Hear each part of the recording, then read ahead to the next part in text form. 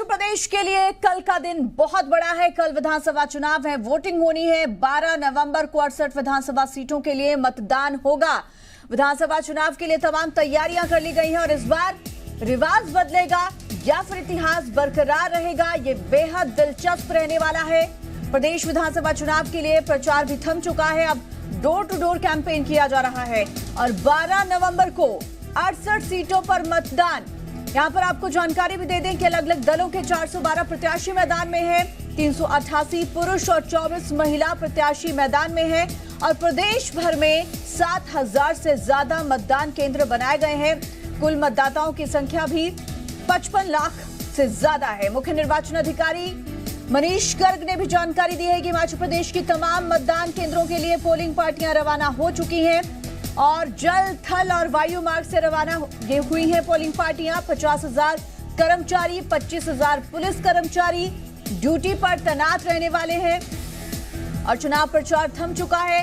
प्रदेश समेत पड़ोसी राज्यों के कुछ क्षेत्रों में ठेके भी बंद रखने का फैसला लिया गया है। केंद्रीय पुलिस बलों को मतदान केंद्रों में संवेदनशील और अति संवेदनशील इलाकों में तैनात किया गया है।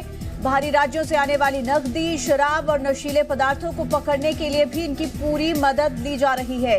तो निष्पक्ष और शांतिपूर्ण चुनाव करवाने की पूरी तैयारी है। चुनाव आयोग की प्रशासन ने तमाम तैयारियां कर ली गई हैं। गुरुवार शाम 5 बजे से ही चुनाव प्रचार का शोर भी थम गया है और अब डोर टू डोर कैंपेन किया जा रहा है।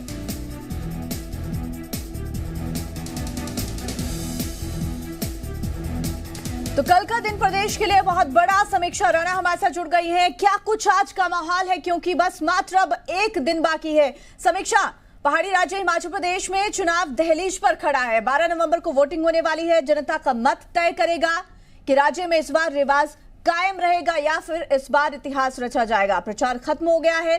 कसर किसी भी दल ने, किसी भी पार्टी ने नहीं छोड़ी है प्रचार में।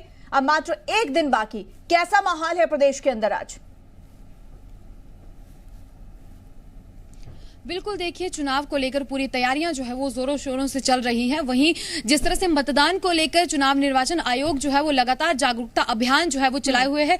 7,881 जो मतदान केंद्र हैं उनमें से 124 मतदान केंद्र महिलाओं के लिए रखे गए हैं, महिला सशक्तिकरण को बढ़ावा देने के लिए, जहां पर पुलिस बल भी जो है वो महिलाएं ही जो है वो अपनी ड्यूटी देंगे। तो लगातार तैयारियां जो है निर्वाचन आयोग की ओर से की जा रही है। वहीं जागरूकता अभियान लगातार चलाया जा रहा है कि जिस तरह से पिछले अगर जो चुनाव हुए हैं उनकी बात करें तो 75% से अधिक जो है वो मतदान हुआ था। तो इस बार जो 80% का लक्ष्य जो है वो चुनाव निर्वाचन आयोग से लक्ष्य जो है वो तय किया गया है। तो अब देखना होगा कि किस तरह से कितना बढ़ चढ़कर जो है वो महिलाओं की बात करें, चाहे पुरुषों की बात करें, चाहे नव युवा जो है वो पहली बार वोटर्स जो हैं उनकी बात करें, तो लगातार लोगों के बीच में जिस तरह से चुनाव निर्वाचन आयोग की टीम्स भी जागरूकता अभियान जो है वो चलाए हुए हैं, तो पूरी तरह से तैयारियां जो है वो की जा रही हैं। ईवीएम्स की अगर बात करें तो वो भी स्ट्रांग रूम से उन्हें पोलिंग स्टेशन पर पहुंचा दिया गया है और निष्पक्षता से चुनाव हो सके इसका दावा जो है वो निर्वाचन आयोग कर रहा है कि पूरी निष्पक्षता से चुनाव जो है वो करवाया जाएगा, पूरी सुरक्षा के साथ जो है वो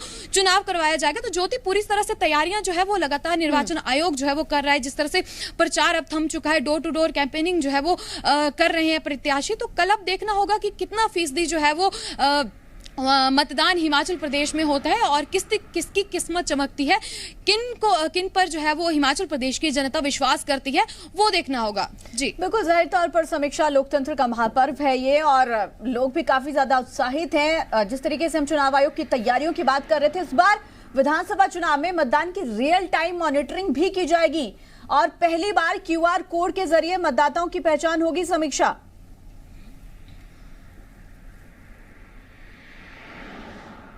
बिल्कुल, देखिए, जिस तरह से निष्पक्षता से चुनाव करवाए जाने को लेकर बात करें तो सारे टेक्निकल्स जो भी चीजें हैं उनको इस बार जो भी टेक्निकल आयाम है उनको शामिल किया गया है ताकि निष्पक्षता से चुनाव को करवाया जा सके और अधिक से अधिक मतदान केंद्र में जो है वो लोग अपनी भागीदारी सुनिश्चित करें, अलग जो है वो अपने मतदान का उपयोग करे, हर व्यक्ति जो है वो मतदान का उपयोग करे। इसकी जो रखवाली है वो देखरेख जो है वो लगातार चुनाव निर्वाचन आयोग कर रहा है। तो इसी के साथ जो है वो जो भी मॉनिटरिंग है वो जा रही है, लगातार जो है वो निर्वाचन आयोग भी लोगों को जागरूकता का संदेश जो है वो लगातार पूरे प्रदेश में दे रहे हैं। जी समीक्षा, यहाँ पर हम ये भी आप एक बार दर्शकों को बता दीजिए, क्योंकि कल हिमाचल प्रदेश की जनता अक्सर वोट में मतदान में बढ़ चढ़कर हिस्सा लेती है, चाहे बुजुर्ग हैं, चाहे युवा हैं, चाहे महिलाएं हैं। चुनाव आयोग की ओर से जो 80 साल से ऊपर की उम्र के बुजुर्ग हैं उनके लिए पहले से ही इस बार खास तौर पर प्रावधान, खास तौर पर तैयारी की गई थी कि घर पर ही जो है वो बुजुर्ग वोट कास्ट कर सकते हैं।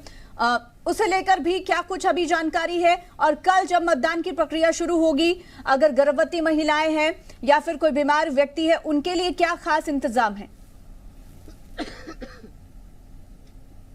बिल्कुल, देखिए चुनाव निर्वाचन आयोग ने इस बार जो है वो नई पहल की है। जो 80 से अधिक उम्र के व्यक्ति हैं और बुजुर्ग जो व्यक्ति हैं उनकी बात करें, चाहे स्पेशल कैटेगरी में जो भी कर्मचारियों की बात करें, चाहे किसी भी विभाग की बात करें, तो उनके लिए स्पेशल प्रावधान जो है वो किया गया है। डाक मत से जो है वो बैलेट पेपर के थ्रू जो है वो उनसे मतदान जो है वो कराया जा रहा है। लगातार कुछ हिस्सों की अगर बात करें तो पहले ही करवाया जा चुका है और कुछ की अगर बात करें तो कल घर घर जाकर जो है निर्वाचन आयोग की टीम्स जो रखी गई है वो बैलेट पेपर के साथ जो है वो मतदान करवाएंगे। तो स्पेशल इस बार एक नई पहल जो है वो की है, मतदान के दिन ही जो भी स्पेशल कैटेगरी में लोग आते हैं उनके लिए जो है वो घर पर ही निर्वाचन आयोग की टीम्स जाएंगी और उनसे बैलेट पेपर के थ्रू जो है वो मतदान जो है वो कराया जाएगा। हालांकि कुछ प्रक्रिया जो है पहले शुरू की जा चुकी थी और कुछ लोगों की अगर बात करें तो उनके बैलेट पेपर के साथ जो है वो अभी लिए जा चुके हैं। बैलेट पेपर से उनके मतदान जो मत का प्रयोग है वो कर चुके हैं।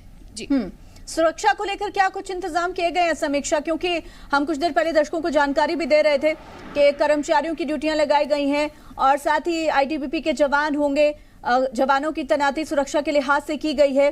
तो सीमाओं पर, हिमाचल प्रदेश की सीमाओं पर और मतदान केंद्रों पर क्या कुछ व्यवस्था रहने वाली है? समीक्षा। बिल्कुल, देखिए अगर बॉर्डर्स की बात करें तो कड़ी सुरक्षा जो है वो की जा रही है। जितनी भी गाड़ियां हिमाचल प्रदेश में एंटर हो रही हैं उनकी निगरानी जो है वो की जा रही है, उनकी चेकिंग लगातार की जा रही है। एनडीआरएफ और एसडीआरएफ की जो टीम्स है वो जो दुर्गम क्षेत्र हैं वहां के लिए रवाना की जा चुकी है ताकि किसी भी तरह की समस्या होती है। जिस तरह से अगर बात करें हम चंबा के पांगी क्षेत्र की अगर बात करें तो वहां पर कुछ दुर्गम क्षेत्र हैं। पांगी का जो क्षेत्र है वो पूरा दुर्गम है। लाहौल स्पीति की अगर बात करें वहां पर भी बहुत से गाँव ऐसे जो दुर्गम क्षेत्र में आते हैं, तो वहां के लिए एसडीआरएफ और एनडीआरएफ की जो टीम्स है वो तैनाती जो है उनकी कर दी गई है। 10-10 के सुरक्षा कर्मी जो है उनको भेजा गया है ताकि किसी भी तरह की असुविधा लोगों को ना मिले। और वहीं अगर बात करें तो 25,000 से अधिक जो है वो कर्मी यहाँ पर अपनी जो चुनाव को लेकर ड्यूटी जो है वो दे रहे हैं। और सुरक्षा बल की अगर बात करें तो 25,000 के करीब जो है वो बाहरी राज्यों से भी पुलिस बल हिमाचल प्रदेश लाया गया है ताकि सुरक्षा के पूरे व्यवस्था जो है वो की जा चुकी है ताकि किसी भी तरह की असुविधा ना हो। इसका पूरा ध्यान जो है निर्वाचन आयोग की ओर से रखा जा रहा है। समीक्षा, क्या पिंक बूथ वगैरह भी कुछ बनाए गए हैं महिलाओं के लिए? माफ कीजिएगा समीक्षा, महिलाओं के लिए पिंक बूथ भी बनाए गए हैं क्या इस बार?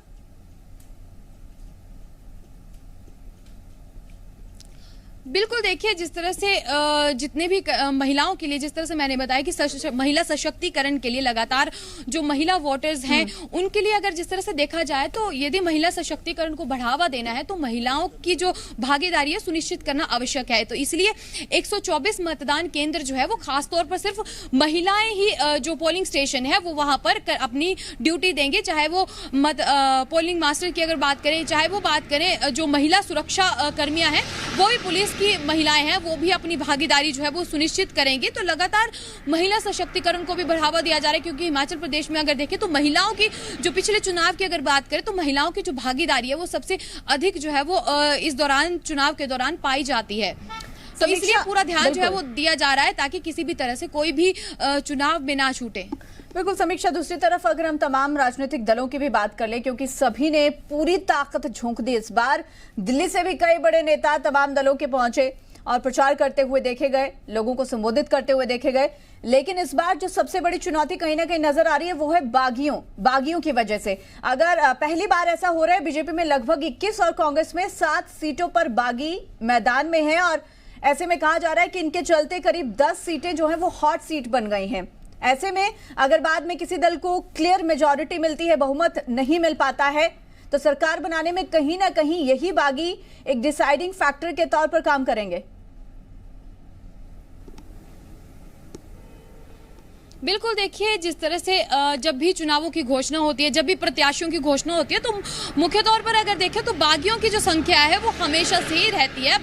बागियों की जो भागीदारी कहीं ना कहीं चुनाव में देखने को जो जरूर मिलती है। तो कहीं अगर बीजेपी की बात करें तो 21 के करीब जो है वो बागी है और लगातार निष्कासन की प्रक्रिया भी जो है वो लगातार चलाए हुए हैं। अगर बात करें बीजेपी के 21 जो बागी हैं, नेता हैं, जिस तरह से देखें तो 11 जो है, भाजपा की बात करें तो उन्होंने 11 जो सिटिंग एमएलएज हैं उनका टिकट बदला है। और वहीं अगर बात करें तो कहीं ना कहीं नए चेहरों को जो है उन्होंने मौका इस बार दिया है। तो वहीं अगर बात करें जिस तरह से कांग्रेस की अगर हम देखें तो कांग्रेस में बागियों की संख्या कम है और बीजेपी में ज्यादा है।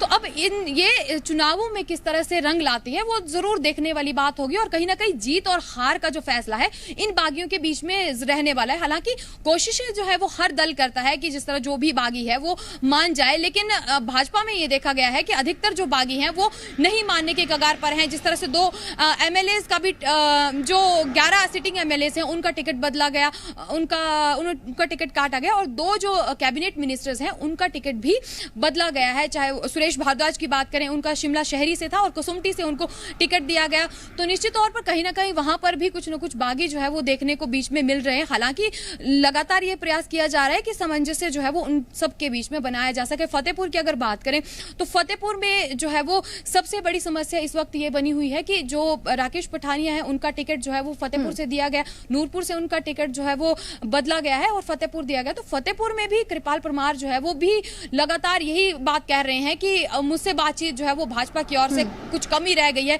अगर वो पहले बात कर लेते तो कहीं ना कहीं वो पीछे हट जाते। लेकिन निर्दलीय जो है वो चुनाव लड़ रहे हैं तो निश्चित तौर पर सरकार बनाने में इनकी बड़ी भागीदारी जो है वो रहेगी।